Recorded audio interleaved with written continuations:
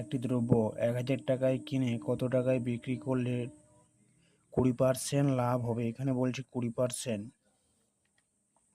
এই অঙ্কগুলো আমরা অনেক রকমভাবে করতে পারি। আমি টাইপ 1 এ যদি দেখি, টাইপ 1 এ কীভাবে দেখব না, টোটাল আমি বিক্রি করছি কত টাকাতে না ১,০০০ টাকাতে। এই ১,০০০ টাকা যদি আমি ১০০% ধরি তাহলে 1% এর জন্য কত হবে? 1% এর জন্য 10 টাকা হবে। তাহলে এখানে যেহেতু 20% বলে দিয়েছে, উভয় পাশে 20 দিয়ে যদি গুণ করি তাহলে 20% এর জন্য আমার কত টাকা লাভ হচ্ছে? 200 টাকা। 20% এর জন্য আমার লাভ হচ্ছে 200 টাকা। এই 200 টাকে 20% বলে দিয়েছে, তাহলে এই যে পার্সেন্টেজ, এই 20%, এই 20% যদি আমি জাস্ট এইখানে 200 টাকা লাভ লিখে দিতাম তাহলে আমাদের কী হতো না, কোনো জিনিস আমি 1,০০০ টাকায় বিক্রি করছি, বিক্রি করে না 200 টাকা লাভ পেয়েছি, তাহলে 200 টাকা লাভ পেয়েছি, তাহলে কত টাকায় বিক্রি করছি? নিশ্চয়ই 1200 টাকায়, দুটোই যোগ করে কি 1200 টাকায় বিক্রি করছি। এটা একটা রকমভাবে উত্তর হতে পারে। বা এটাকে যদি আমরা একটু অন্যরকমভাবে করার চেষ্টা করি, টাইপ 2টা দেখি, তাহলে এটা কীরকমভাবে করব না, যখন ক্রয় মূল্য, এখানে কি ক্রয় মূল্য দেওয়া আছে, লাভের হার দেওয়া আছে, তখন একটা সূত্র থাকে যে বিক্রয় মূল্য সমান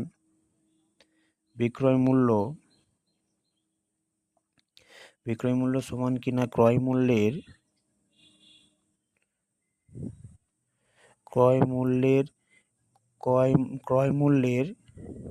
120%। 120% কেন? টোটাল আমার 100%, তার মধ্যে 20% বৃদ্ধি হয়েছে, তো 120%। এখানে এটা হতে পারে ক্রয় মূল্যের মানে কি? ক্রয় মূল্যের মানে কি 1,০০০ টাকা আছে, তার গুণিতক 120% ইকুয়াল টু 1,০০০ ইন্টু 120/100। এই শূন্য এই শূন্য এই শূন্য এই শূন্য কাটবে, তাহলে 12, আর এখানে দুটো শূন্য। এখানে বিক্রয় মূল্য সমান 1200 টাকা, এখানেও বেরোলো। এটা একটা উত্তর হতে পারে।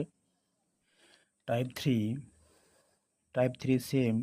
টাইপ 3তে কীভাবে করব না, এখানে আর বিক্রয় মূল্যের আর একটা সূত্র দেওয়া থাকে, বিক্রয় মূল্য সমান কি না বিক্রয় মূল্য সমান ক্রয় মূল্য ইন্টু 1 প্লাস লাভের হার। 1 প্লাস লাভের হার। এখানে ক্রয় মূল্য আমার কত ছিল না, 1,০০০ টাকা ছিল। 1 প্লাস লাভের হারটা কত ছিল না, 20% লাভের হার ছিল। এবারে 1,০০০ যেমন আছে রাখলাম, এটাকে ক্যালকুলেশন করব। পার্সেন্টেজ তুললে নিচে 100 হবে।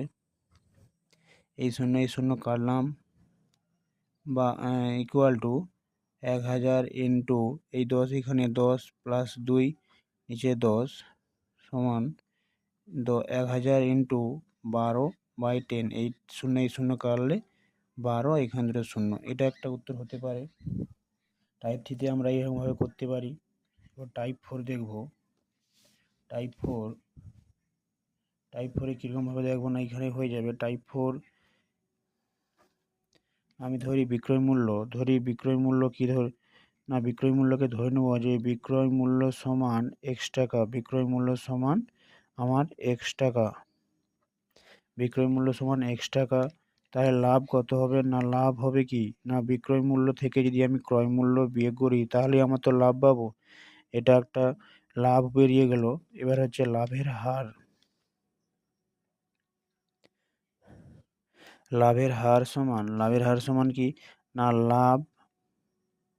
লাভ বাই ক্রয় মূল্য ইন্টু 100%। এই শূন্য কেটে দিলাম।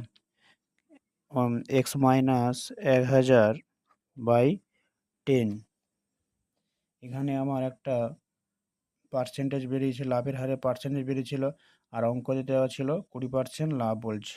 তো দুটোকে যদি সমান করি, এখান থেকে আমি x এর মান পেব, আর x এর মান মানে কি আমার লাভ বিক্রয় মূল্যটা ইকুয়াল টু 20%। পার্সেন্ট লেখার দরকার নেই। বা x equal to x minus 1,০০০ equal to 200। এটা এই পাশে গুণ হলো। বা x equal to 200 plus 1,০০০ equal to 1,200 টাকা।